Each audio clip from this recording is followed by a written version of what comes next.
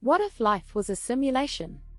This is a question that has intrigued and captivated the human imagination for decades, if not centuries. The idea that we could be living in a virtual reality created by a higher power has been explored in movies, books, and philosophical debates. But what if this idea was not just a theory, but a reality? This is Fantasy World. We try to imagine everything about your fantasy. If life was a simulation, it would mean that our bodies, emotions, and thoughts are not the physical and biological entities that we perceive them to be. Instead, they would be lines of code that are part of a computer program. Our bodies and minds would not be made up of flesh, blood, and bones, but rather made up of digital data and code. Similarly, the people we interact with, the places we go, and the things we see would all be part of the simulation. They would be created by the program to give us the illusion of a real world. The physical objects and locations that we encounter would not actually exist in the way that we believe they do. Rather, they would be generated by the program in response to our actions and movements within the simulation. The concept of a simulated world has been explored in various forms of media, including movies, video games, and books. In the popular movie, The Matrix, for example, the main character discovers that the world he thought was real was actually a simulated reality created by intelligent machines. In the video game, The Sims, players control the lives of simulated characters who interact with each other in a simulated world. One of the most significant implications of life being a simulation is that it raises questions about the nature of our existence. If everything we know and experience is just a creation of a computer program, then what is the purpose of our lives? Are we just digital constructs created for the entertainment or experimentation of an unknown higher power? Or is there some deeper meaning or purpose to our existence within the simulation? Another implication is that our reality could be manipulated by the creators of the simulation. If they have the power to create and control the simulation, then they could also manipulate our experiences within it. They could change the laws of physics, alter our memories, or even delete our entire existence. This would mean that we have no control over our lives and that everything we do and experience is predetermined by the creators of the simulation. If we could understand the underlying code that creates and controls the simulation, we might be able to alter it to our advantage. We could create new objects, change our surroundings, or even alter our own thoughts and emotions. This could open up a whole new world of possibilities and give us the power to shape our own reality.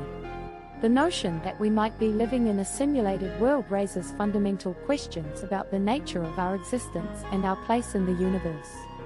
If we are just lines of code in a computer program, then what is the purpose of our lives? Is there a larger meaning or purpose to our existence within the simulation, or are we simply digital constructs created for the entertainment or experimentation of some unknown higher power? If we accept the idea that we are living in a simulation, then we must also ask who or what created us. Is there a programmer or a team of programmers who designed and built the simulation? If so, what were their intentions in creating this digital world, and what do they hope to achieve by running it? Another important question is what happens when the simulation ends. If our lives and experiences are just part of a program that can be turned on and off at will, then what happens to us when the simulation ends? Do we simply cease to exist, like lines of code that are deleted from a computer program? Or do we continue to exist in some other form, outside of the simulation? The idea of a simulated world also raises ethical questions about the nature of reality and the relationship between creators and their creations. If the simulation is designed to be a replica of the real world, then what responsibility do the creators have to their digital creations? Are they obligated to ensure that their simulated characters have a certain quality of life, or are they free to manipulate and control their lives as they see fit? Moreover, if we are living in a simulation, it could call into question our understanding of the laws of physics and the nature of the universe. If the world we experience is just a digital construct, then the rules that govern our reality might be completely different from what we think they are. This could have significant implications for our understanding of the physical world and our ability to navigate and manipulate it. The idea that we might be living in a simulated world raises profound questions about the nature of our existence, the meaning of life, and the nature of reality itself. While we may never know for certain whether or not we are part of a simulation, contemplating the possibility can help us gain a deeper understanding of ourselves and the world around us. It can also encourage us to think more deeply about the nature of technology and its impact on our lives, and to consider the ethical implications of creating digital worlds that are inhabited by artificial beings. Ultimately, whether or not our lives are part of a simulation, the questions that arise from contemplating the idea can help us gain a deeper appreciation for the mystery and wonder of the universe we inhabit. If we are indeed living in a simulation, then it would mean that the creators of the simulation have absolute control over the world and the characters within it. This would mean that everything we do, say, and experience is predetermined by the creators, and that we have no control over our lives. One of the most significant implications of this is that our reality could be manipulated by the creators of the simulation. They could change the laws of physics, alter our memories, or even delete our entire existence. In other words, everything we perceive as real could be nothing more than an illusion, created by the programmers for their own purposes. This would have significant implications for our sense of agency and control over our own lives. If the creators of the simulation have the ability to manipulate our reality at will, then we have no control over our own lives or the choices we make. Everything we do would be predetermined by the programmers, and our actions would be nothing more than lines of code in the simulation. Moreover, the ability of the creators to alter our memories would mean that our sense of self and personal identity could also be manipulated. If our memories are not real, and are simply part of the simulation, then who are we really? Are we the sum total of our experiences within the simulation, or is there something deeper that defines our true selves? The possibility that our reality could be manipulated also raises significant ethical questions about the responsibility of the creators for their digital creations. If they have the power to alter our reality, then what is their obligation to us as characters within the simulation?